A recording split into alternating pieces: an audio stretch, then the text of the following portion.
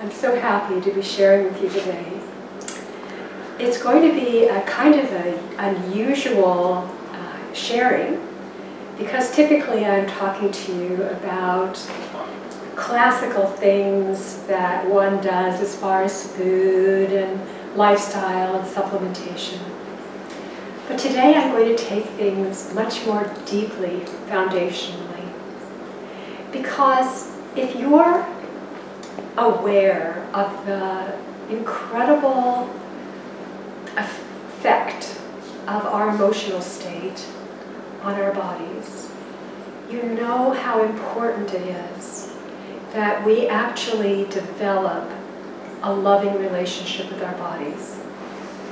And for whatever reason, we rarely think about the importance of actually honoring, being grateful for, and loving these forms that we are getting to experience life in. Now, you probably find that an unusual way to express our relationship to our bodies. But I'm speaking to you from a point of view that this body is something that I have, not that I am only the body. Most of us think of ourselves as I am a woman, I am a man, I am a girl, I am a boy, I am fat, I am thin, I'm beautiful, I'm ugly, I like this part of my body, I hate this part of my body. And we identify ourselves as the body. What I'm inviting you to do today is to question if you actually have a body or if you are the body.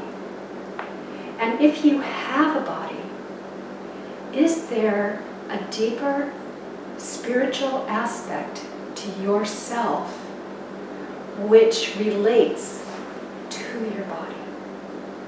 Is there an emotional aspect of yourself that relates to your body? Do we have thoughts, a thinking part, that relates to our body? And can we actually begin to recognize that each of these parts have their own special wisdom? If we can slow down enough, connect with from a loving place, and more of that childlike place of awe and openness and I don't know, which allows us to discover. The thing that I do know about me and my relationship to my body is that I have spent most of my life profoundly studying about how the body works and having images of what a healthy body is and what an unhealthy body is, and projecting any kind of malfunction based on the ideal function that I have in my mind, so thought about what is an ideal way that this body should perform. And from that thought, I have projected on my body good body or bad body, healthy body or unhealthy body. Rather than recognizing that there is a profound wisdom in the body that I would like to explore and open to. And so today, I'm going to share a process with you that I have found profound in shifting not only my relationship with my body and the ways that she or he try to get my attention, and also my relationship with parts of myself that I haven't thought about to really relate to, like the innocent part of myself, and opening to the wisdom of the innocent one instead of the educated one.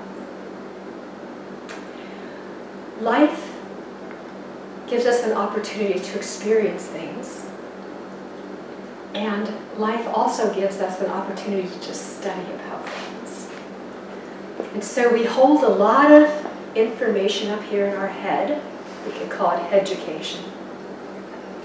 But there's a very different kind of knowing. A heart education, if you would. A heart awareness. A heart knowing that's based on love. And I'm going to offer you an idea to consider and see how it might shift in some ways your relationship with your body and yourself. And that is that we were born in love. That love is the source of who we are. That when the cell from the sperm and the egg met,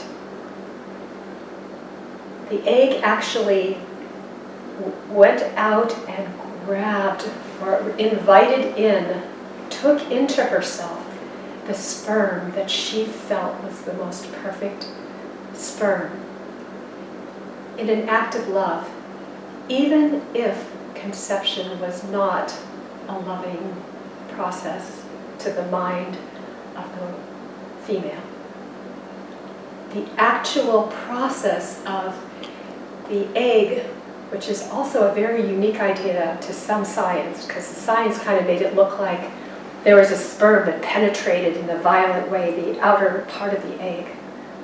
But the newer science, now that we have electron microscopes, indicates that it's actually the ovum that chooses, that actually pulls out a part of itself to choose the sperm that she feels is the most appropriate one for this one that she's going to carry.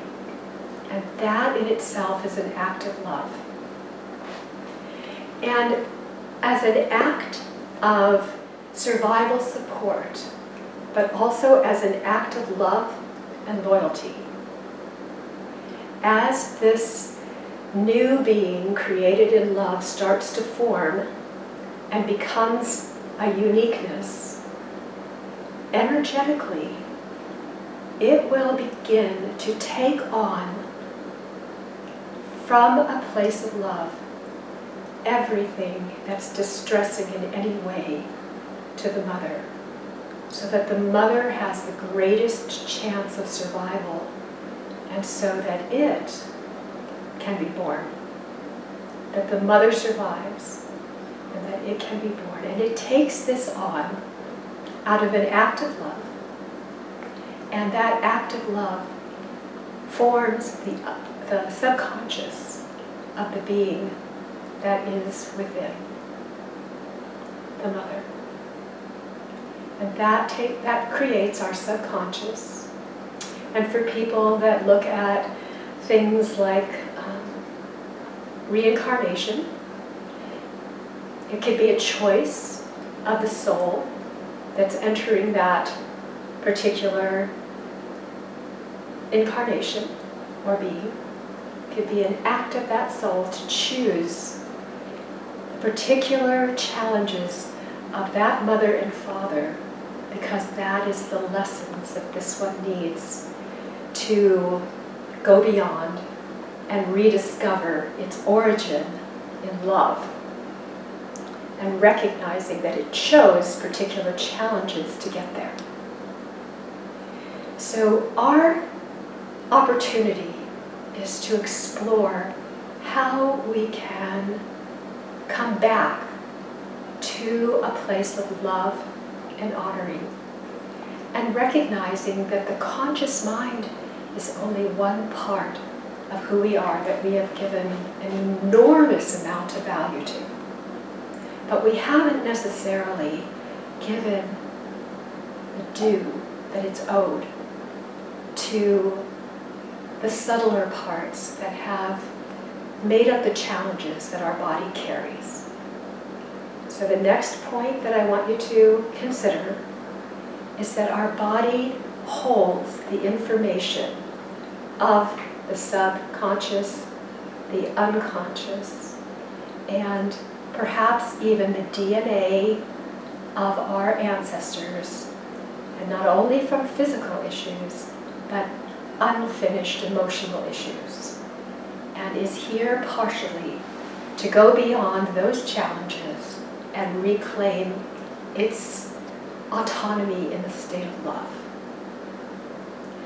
So I'm going to share a process with you today that you may already know of, but I think I do it in a rather unique way. And that process is called ho'oponopono. And this particular ho'oponopono that I'm about to share with you is done typically only once or twice, but from a place of authentic feeling, from authentic connection with whatever aspect of yourself you feel a need to have a deeper, more authentic relationship to, and where you're inviting perhaps some of the feelings and emotions that have been so submerged into our bodies and have not arisen to our awareness yet, but are suppressed and causing contraction in the body in some way. So just so you know, the thing that inspired me the most was a story that I heard about a psychiatrist who was responsible for a special institution of the criminally insane. Most of them were primarily murderers, or people who had perpetuated horrible abuses on people. And of course, in order to do these sorts of things, they had to have had a really awful experience as they were growing up, tortured by their parents, abused, looked down upon, hurt in very, very deep ways. Their response to this was to shut down the more loving places inside of themselves, to protect themselves and to lash out, sometimes in very horrendous ways. And there is a lot of science now that talks about how, on a quantum physics level, we are all one with everything. I'm not going to take the time to go into that, but just know that there is that science, and I can lead you to some of that data if you want. It's the idea that no matter what is going on for you, we are projecting that out into the world, and it's subtly felt by every living thing. And the same is true by every living thing's experience upon ourselves. And just like within our body, there are hundreds of millions of things taking place in every second, and we're only aware of very few of them. We're not aware of our mitochondria dying and new ones being born, and red blood cells dying and new ones being born, and the cycle and how many days it takes, and all this incredible stuff that's going on every second, right? We're just aware of where we're putting our attention in the moment. And that's also true on the bigger landscape of who we are. That there are trillions of things that are affecting us, but we're only aware of a very few, because that's all our consciousness can hold onto, our conscious mind can hold onto right now. And so from that place of recognizing our at oneness with everything, this very compassionate man took the files that he had of each of the inmates, and he read them from the place of his attuned at one compassionate heart. And then he used the words of ho'oponopono, because he had been trained by a ho'oponopono master, a kahuna in Hawaii, to use this to help to heal himself and others. And so from this place of oneness, he said the 4 primary statements that are part of ho'opono. I'm sorry. Please forgive me. I love you. And thank you. Now, most people that I know that do oponopono do it like a mantra, like they had beads in their hand. I'm sorry, please forgive me, thank you, I love you. I'm sorry, please forgive me, thank you, I love you. But to me, that does not do anything. What does is to let myself actually feel and to get into the energy of what we are feeling. And then just one heartfelt experience seems to take care of the whole thing. And perhaps you might want to do it 1 or 2 more times to really accentuate and deepen your personal experience of what is going on.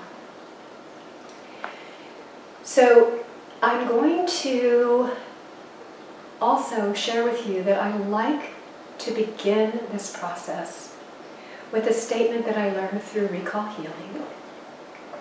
And that statement is, whatever it is in me that is conscious of or not aware of, the whatever it is we're going to talk about, and then you get into, I am so sorry. Okay, so I'm going to start out by doing one of these for my body. Because I'm going to teach you how to test your body and deepen your relationship with your body. And most people find the process of muscle testing as too woo-woo or not real for them. And as you develop a profound, loving connection with your body, you'll find that your body will respond to you in ways that are profoundly meaningful. And you can use your own process of consulting your body once your body really gets that you love it and care about it, instead of judging it and making it bad and wrong about everything. Not fitting up to other people's ideals of what you're supposed to be, or the ideals that you've adapted from our culture as to what you're supposed to look like and be and all the rest of it.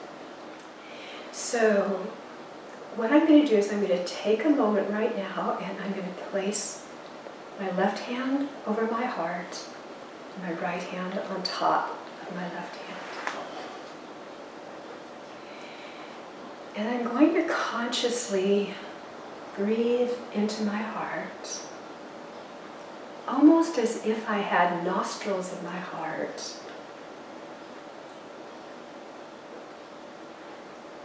And choose to feel, really feel my heart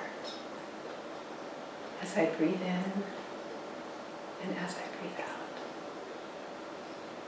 And I'm also closing my eyes because I've noticed when I close my eyes to do this, it helps to take away the distractions of everything on the outside and helps me to feel more deeply inside.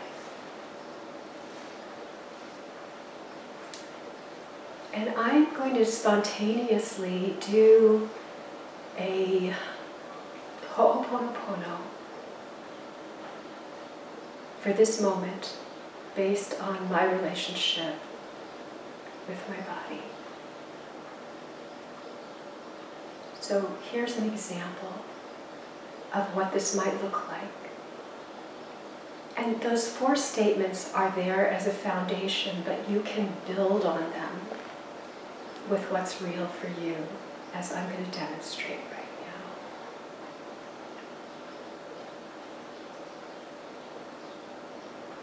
now. Oh my.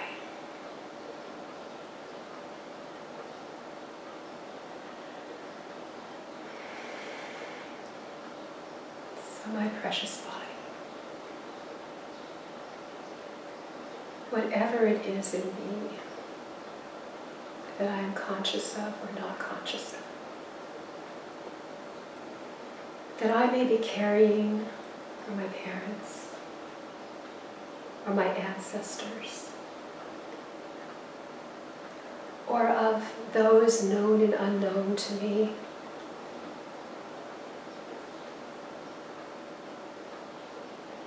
I want you to know that I am so sorry that I actually forget you, my precious body, so often. And I give away my awareness to my education, to all the books I've read and things I've studied about what's right and wrong. Instead of tuning into you, really feeling what you want, what you need. I am so sorry I have not honored your knowing and your wisdom, and have given away so much of my power to honor you to my studies. I ask you to please forgive me, in particular for all the times that I might sit there and tell you that you need to do something about this wrinkle or that fat, or whatever ways that I have taken on our culture's idea of the ways I'm supposed to look. Instead of asking you what you're trying to tell me with these things, what it is that we need to bring love to together. So, just want you to know that I'm so sorry about that. And I want to do better. And I invite your help. And I invite your forgiveness. And I want you to know that I do recognize that without you, I could not experience this amazing, precious gift of life. I could not see the beauty of all of nature when I'm out hiking, or feel the air coming into my body and my heart expanding with joy. And I couldn't enjoy the sounds of the water. I am so grateful for you. And I thank you for all that you've done for me with so little acknowledgement from me. And I want you to know that I love you. And I invite your help in helping me to receive and acknowledge and notice how much you love me. Thank you.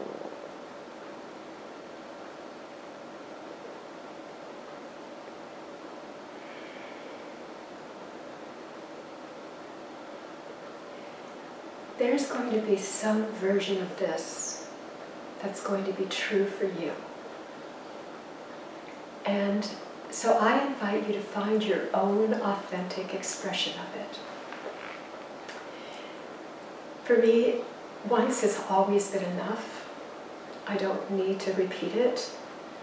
And every time I feel a need to talk with my body like this, that I've gotten all clamored up in my excitement of something I'm learning about that's truly exciting to me and is wonderful, I come back and do this because I want to know for myself what my body wants and what is an expression of love to my body. And you could do this specifically for an organ or a diagnosis that you may have received, where you invite the deeper wisdom of it to speak to you and show you how to love it instead of live in fear about it. Because one thing that we do know is that when there is circulation, when there is blood flow to an area, it gives our body a chance to circulate the expressions of love in the forms of blood and lymph fluid and mitochondrial support and nutrients and all of that. But where we contract, it makes it much more difficult for the love in the forms of our biochemistry to be able to support us. Now, I don't want to negate all these beautiful things that I've been learning. It's not that any of that's bad. But I do want to use those in a really loving relationship with my body, not just my excitement or my head knowledge. So I'm going to teach you how to use your body to show you how to get clear acknowledgement of what your body wants and what it doesn't want.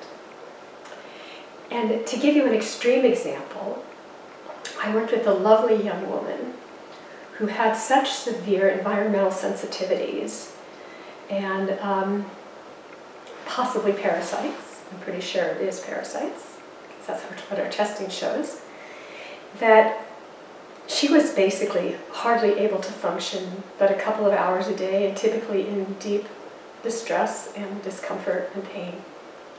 She was a beautiful young woman and had such severe, what we might call chronic fatigue, but tiredness and brain fog and discomfort and rashes and all of that, that she spent the majority of her time in bed. And when I taught her how to do what we are doing now, little by little, actually pretty quickly, in a couple of weeks she was up and functioning, and within a month she was working, and she continues to get better, but she's had a full life ever since. And this process is about consulting your body about what you need. In her case, she consulted her body about everything she put in her mouth, every choice of food or condiment that she ate before she ate it, and every supplement that she took before she took it. And she would primarily work with me to give her ideas of what to ask her body about, because I have all that education about the options. First, I'm going to show you how to do a few simple exercises that honor the flows that are subtle flows in our body that the Chinese and the Ayurvedic folks have known about for thousands of years. And the first one is what in Chinese medicine is called kidney 27s. They're very close to the sternum, which is this flat middle bone on your chest, and it's underneath your collarbone. So you feel your collarbone, it's quite pronounced, and then you're going to actually try and get underneath it. You're going to find that it's quite sensitive, and you'll be using your thumb and your index finger on one hand and placing your other hand over your navel and taking 3 deep breaths. And then, after we've done those 3 deep breaths, we're going to switch hands. And we're going to do that again, making sure that we're just underneath the collarbone, close to the sternum. You can feel around if you need to, and you'll be quite clear where the point is because it's sensitive on almost everyone. And then we're going to place our other hand over our navel, and we'll be taking our 3 deep breaths with the second hand. And this helps us to integrate our relationship with heaven and earth, above and below, as above, so below. So there is another 2 primary meridians. One of them is a feminine energy, and it's called the central meridian. And it starts at the perineum, and it ends just underneath your bottom lip. And then the other one comes up the back of your body and goes over your head. It starts again at the perineum and goes up over the top of your head, and it ends at the point just above your upper lip. And we are going to do a very similar exercise where we use both fingers again, index finger on the top, your middle finger on the bottom, so above and below your lips in the middle, and one hand on your belly button. And again, we're going to take 3 deep breaths, and as you do, see if you can be aware of your belly expanding on the inhale and contracting on its own, just getting softer again on the exhale. 1.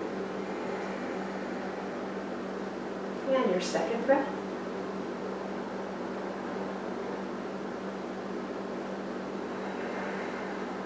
And your third breath.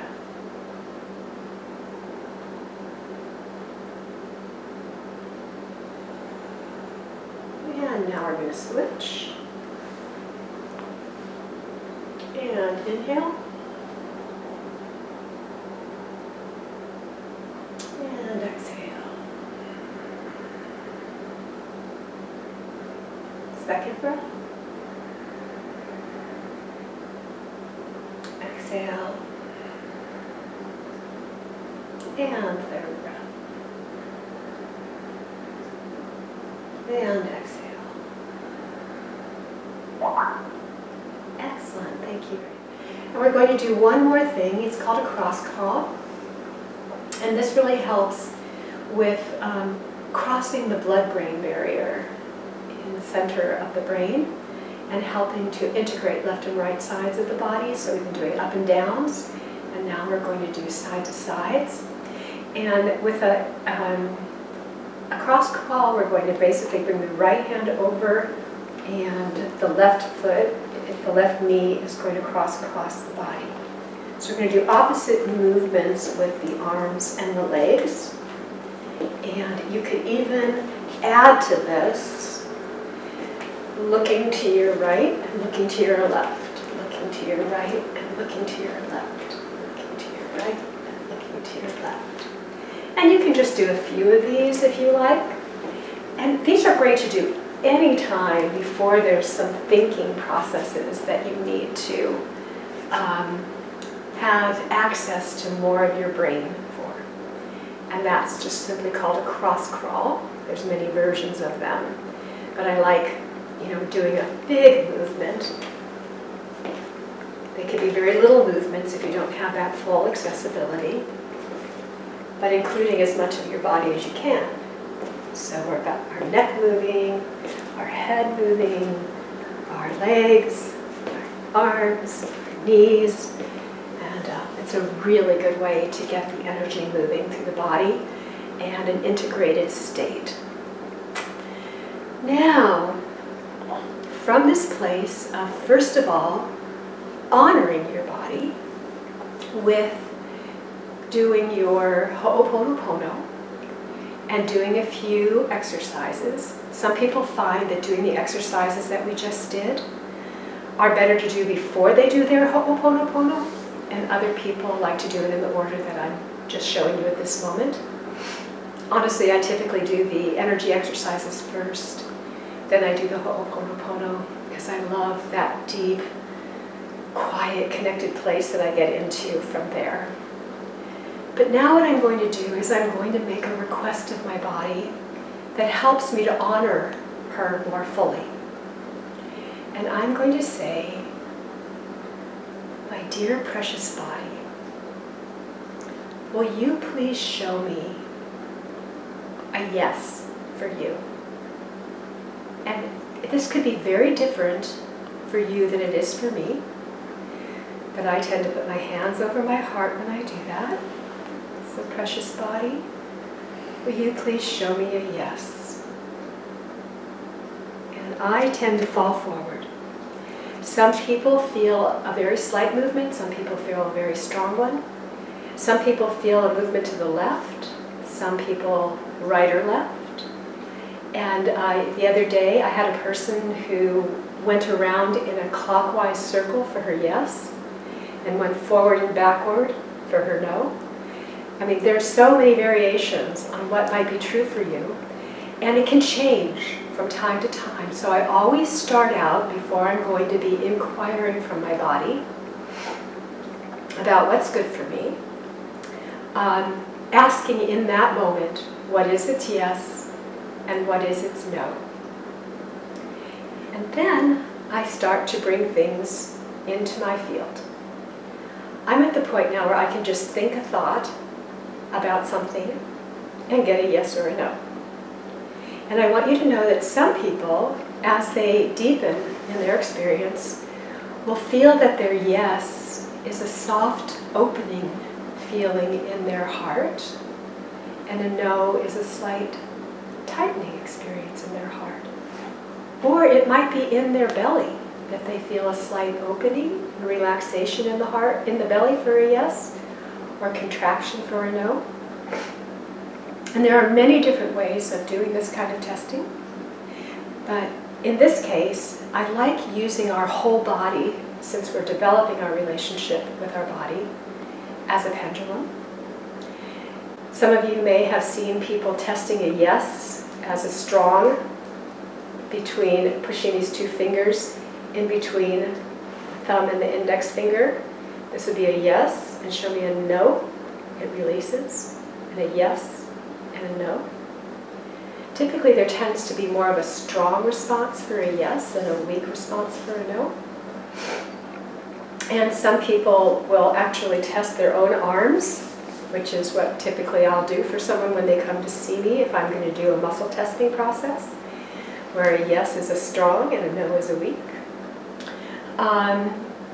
But we can test anything this way. So I grabbed some herbs and some foods and some supplements.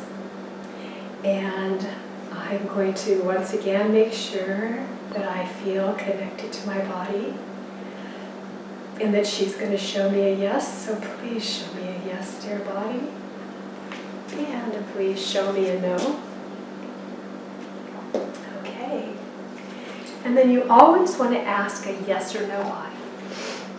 This is some salmon roe or salmon eggs. I love them because they are so rich in minerals and nutrients from the ocean. And I am definitely falling forward on my salmon eggs. And now I'm going to ask, how much of this would it be best for me to take? So, would a teaspoon be the best amount for me? More than a teaspoon? A teaspoon would be ideal. And each time when I fell forward, my body was giving me the answer yes. So that's true for me for salmon roe. Here is some fresh ginger. And ginger is a very warming thing. It's rather chilly. It's very good for the digestion for most people, unless their digestion is too hot. And I'm going to ask, is this ginger a good thing for me to consume? And I'm falling backward. And I do tend, in the Indian tradition, to be considered pitta, and ginger is too hot for a pitta person. So, ginger's not the best for me. Here is some turmeric, known to be a wonderful anti-inflammatory. And I'm going to ask about turmeric. And is turmeric good for me? And at this moment, nope, turmeric is not what I need. And so I'm going to put the turmeric down. And here's an avocado. Would an avocado be good for me to consume now? Not now. Now, if I check later on tonight, it might say yes. But right now, it's not the best thing for me to eat. And what about apple? Would this be good for me? Nope, not now. But I can check later and see what it has to say. This is a product called biomolecular oxygen. this is drops that I put in water and use in many different ways. So would using some biomolecular oxygen be good for me? And I'm getting yes. And would it be best for me to nebulize this right now? No. Would it be best for me to place some drops somewhere on the body right now? No. Would it be best for me to take this in a glass of water? Yes. And how many drops? Would 5 drops be good? Yes. Would more than 5 drops be better? No. So right now, 5 drops is the ideal amount of drops to put in a glass of water? Yes. You can, if you choose to, test yourself for how often to take this. Once a day, twice a day, 3 times a day. Or you could just check at different times of the day to see if your body wants it at that moment. So I can ask, would once a day be a good idea? Yes. Would twice a day be a good idea? Yes. Would 3 times a day be a good idea? Yes. Would 4 times a day be a good idea? No. So 3 times a day is the best for me to use, and let me confirm that. Would 3 times a day be the best amount of times for me to take this? Yes. So that's how you can actually start to develop a relationship with your body as far as its choices for how to support it the most. And I know it sounds a little weird, but when I go grocery shopping, it doesn't look all that weird.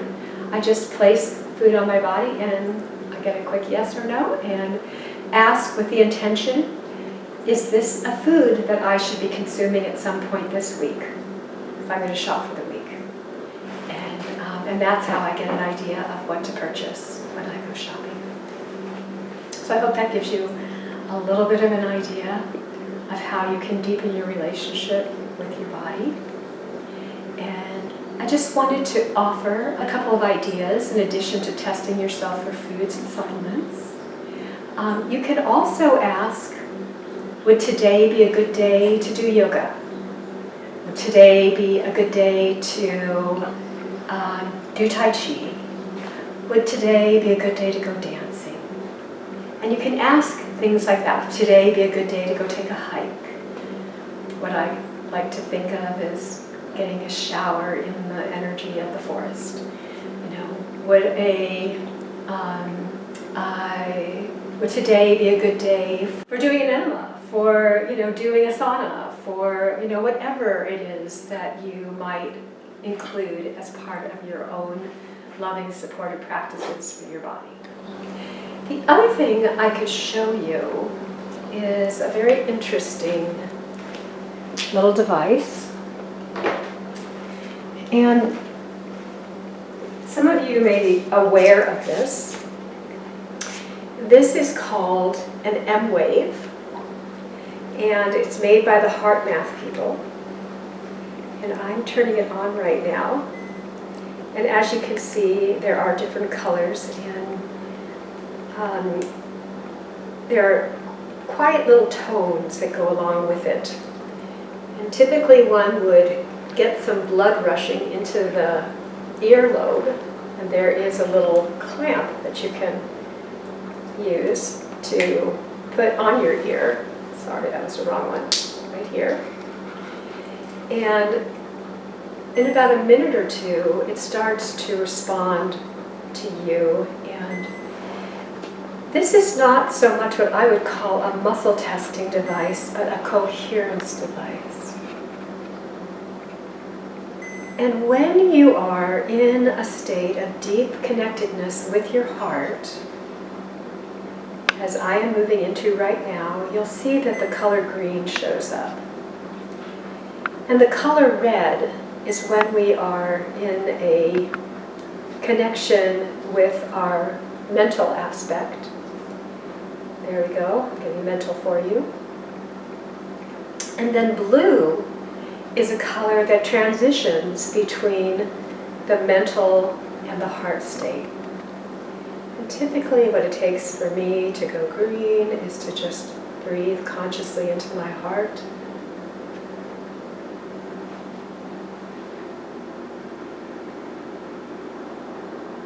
And if I wasn't concerned about sharing with you right now, there we go, and wanting you to have a really deep experience of this connectedness.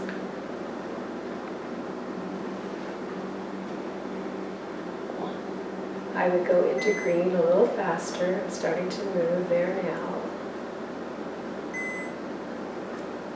And you can use this as a beautiful tool to do some journaling work with. And typically when we journal with these, we'll start writing, and if things stay red, we just let them be. But if things go green that we're starting to write, we might use a green pen and underscore what we just wrote, because that's things that our heart is really deeply interested in, and come back to that. We use this also when we're doing deep work with finding out what the emotion is that's stored in a particular part of the body that may be distressed and diagnosed with a cancer or with some level of dysfunction. And we can get the emotion that that area is causing and use the heart information to show us what the unconscious or deeper aspects of our truth is, and then do some healing work with it. And we always have a number of these available for our patients to buy here in our pharmacy. I do have an international pharmacy with amazing things from all over the world that are quite pure, that I've spent a lot of time researching. And things that we find are very helpful to support people in deepening a more loving and healing relationship with their bodies. So please don't hesitate to call about something that you might be looking for, and we may be able to help you with that. If you'd like to do some work with us, please know that I am taking on new patients, and my phone number is 512-698-7009. You can text or call me there, and we'll get back to you and help you find out whether we're a good fit. Have a beautiful day.